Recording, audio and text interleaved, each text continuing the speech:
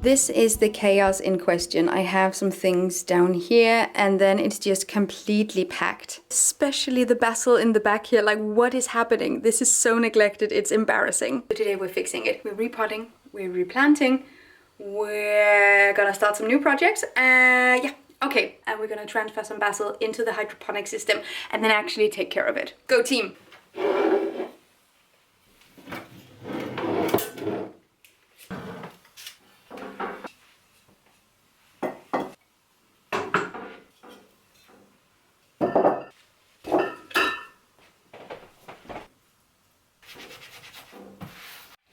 I took all of my plants out of the window and now let's just go through them and see what we can salvage. First of all, I have these two basils.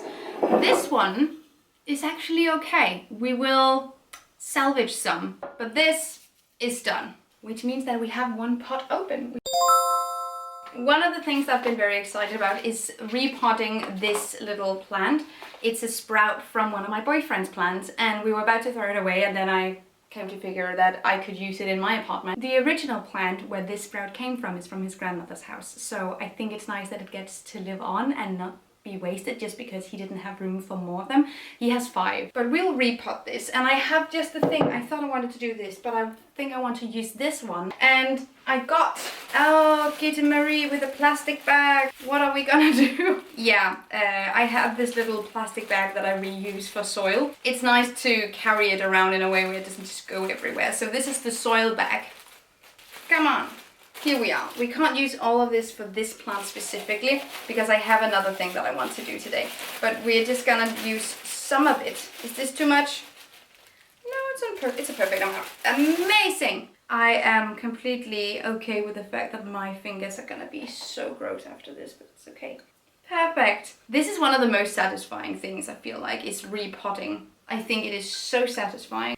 Okay, but I do need to vacuum after this. This would have been a perfect activity if you had a little terrace or a garden. I don't rub it in. So we're just gonna do it in the kitchen and then just thoroughly clean. I think this looks so good in the bathroom. Really just popping. I also really should be repotting this one, but that'll be a project for another day. Moving on to the next project. Because then I have this. This is my hydroponic system and it's dead. So we're just gonna take out the old plants, which I didn't care for at all. I kind of knew that this wouldn't be my most successful round, so we're just gonna take them out and start over. I made these small foam inserts. I do have a video on how to do this specifically if you want to get more of the details. So with the hydroponic system, you don't use soil, you use water instead. Use water and a kind of fertilizer. I use the compost juice from my Bokashi composting system and it works really well. And then I take my sprouts, my small plants, I put them into my fertilized water and they're just thriving. It is kind of a science getting the exact ratio between fertilizer and water, and an ideal system would also have air continuously going into the water so you can reuse the same water over and over. In this way, where I don't have a pump that reoxidizes the water, is that the word? So I do have to change the water every few weeks. I've still been quite successful in growing some really big basils like this, so it's definitely a lot more efficient than just using the supermarket soil the plants usually come in. Just gonna empty this real quick. Okay, we're back. So now I'm just gonna move my water away. Okay.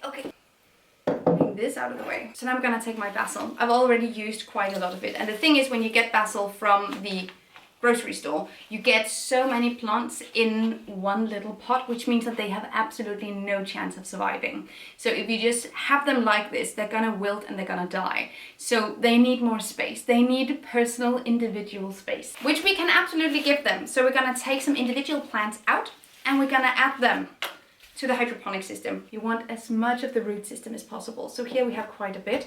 I'm just gonna clean it up. Bada bing, bada boom. Here's one. It's easiest to take the ones here out on the side. They come off quite easily. We're just gonna place the foam insert and we're gonna take this little cage for the roots. Pop it in. Easy peasy, let the roots come through. And into the water it goes.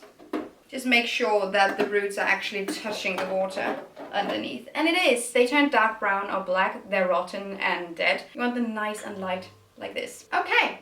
Just gonna wipe off the surface here so it's nice.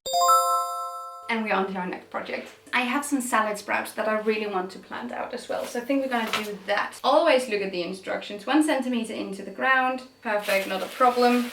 So we're gonna use the rest of the soil for this one. I don't know if the sun is actually going to be able to come into this, but we'll see. I don't have a lot of experience growing things from seed. I usually do sprouts. So this is gonna be a cool experiment, but I'm going to be home for the majority of May and June, so this is the perfect time to experiment with this kind of stuff. Gonna add in some seeds. 1 centimeter below the surface.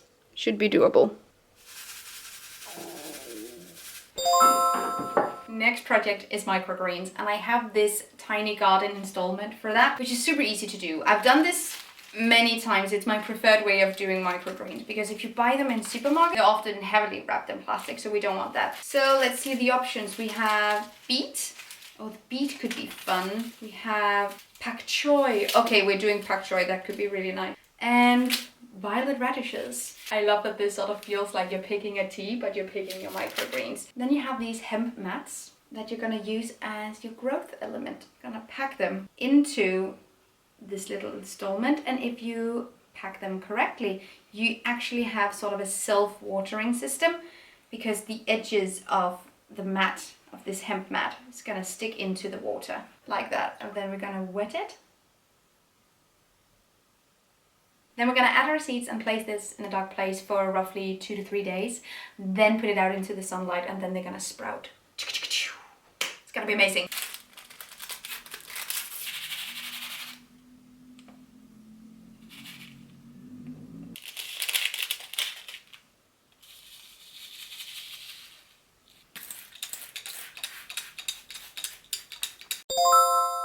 An additional little plant tour of some of the plants in my kitchen that I just absolutely adore looking at. First of all, we have this. In Danish, it's called a Christmas star. Not quite sure what the English name for it is. So comment down below if you know the names of these, because it's not my strong suit, just gotta be honest. I got this plant back in 2017 as a little hostess gift from my dad when I was hosting Christmas. And ever since then, it's been sprouting. And the fun thing is, I feel like you usually, like, it's very customary for Danes to give this type of flower during Christmas as a hostess gift, as a little thoughtful gesture, but they often die. They usually bloom during November and December, hence the name. But this didn't. I put this into some soil. I repotted it, and then I've just had it ever since. The stem isn't soft anymore, which it was when I got it. It's almost like a little tree at this point. And it's red now, which, honey, you're so confused. I don't know. But I've had this for ages. It doesn't look as good as it has in the past, so maybe I need to find a different place for it. But I love this. I got it from my dad, and I have been taking care of it for 7 years. I don't know if this is the record for a Christmas star, but it's my record for a Christmas star. This is not a plant that means a whole lot to me. It's just a very, very nice concept at my farmer's market. So the farmers that I use, they grow their own microgreens. They have a whole setup in their living room, actually, so shout out to them. And then they grow microgreens in these pots, and you can buy one, and then you can return the pot, and then they will reuse it again and again, which I really, really love. It's a really neat way of getting loads of microgreens, and they're just absolutely amazing as an additional way of getting more nutrients in your diet, but they also look amazing. They're so beautiful when you use them in your dishes. So I often use them for like my gourmet dishes, fine dining content, because it's amazing. And yeah, also just use it on rye bread and in my salads and whatnot. It's really neat. And lastly, I have this, which doesn't look like much, but this is also an heirloom. So the house my grandmother grew up in, they had this plant, and my whole family now has plants that are sprouted from that plant in my grandmother's house. This is my second one. I got my first one when I moved out from home, and I just wasn't mentally ready to be a plant mom at that point. So it died. It died a gruesome, terrible, dry death. Now I've had this for several years, and it's fine. I think I've had this for 8 years or something, and it's so compact. So I really have to be careful when I water it. But alas, this is, I just watered it. Anyway, these are some of my favorites from my kitchen. I have a couple, as you can see, I have a couple of plants that do not have any function, but other than that, I really prefer to have plants that I can use for specific things, but these hold sentimental value. Other than that, I just like to grow stuff that I can eat. We're gonna give all of these a trim now, removing all the dry leaves and all like the small things that aren't really working out, so the plant isn't spending a lot of energy trying to keep these small bits alive that we don't want anyway. There is something down in the soil here, by the way.